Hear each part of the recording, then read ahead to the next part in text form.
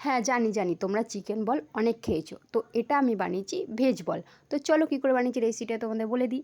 এটা আমি প্রথমে আলুটাকে একটা সেদ্ধ করে রেখেছিলাম। আর এখানে আমি লঙ্কা কুচি, ক্যাপসিকাম, পেঁয়াজ, গাজর আর হালকা একটু রসুন সব কিছুকে একসাথে কুচিয়ে রেখেছিলাম। আর একটা ডিম আমি ফেটিয়ে রেখেছিলাম আগে থেকে। এগুলো সব একসাথে দিয়ে এর মধ্যে দিতে হবে হালকা লবণ, যেটা তুমি যতটা টেস্ট হিসেবে তোমরা দিতে পারো। তারপরে আমি এখানে দিয়ে দিয়েছিলাম গোলমরিচের গুঁড়ো। গোলমরিচের গুঁড়ো জানো যে এইসবে দিলে একটুখানি কালার মানে একটু হালকা ঝাঁঝ ঝাঁঝ লাগে, তো সেই জন্য আমি দিয়েছিলাম। আর দিয়ে দিয়েছিলাম রিফাইন অয়েল।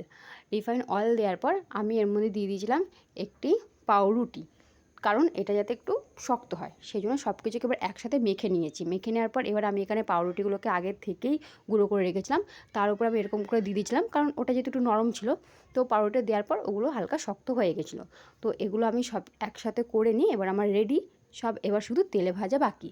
আমার তেলটা এখানে গরম হয়ে গেছে, এবার আমি তেলে ভেজে নিচ্ছি। আমি ফ্লেমটা একটু হালকায় রেখেছিলাম।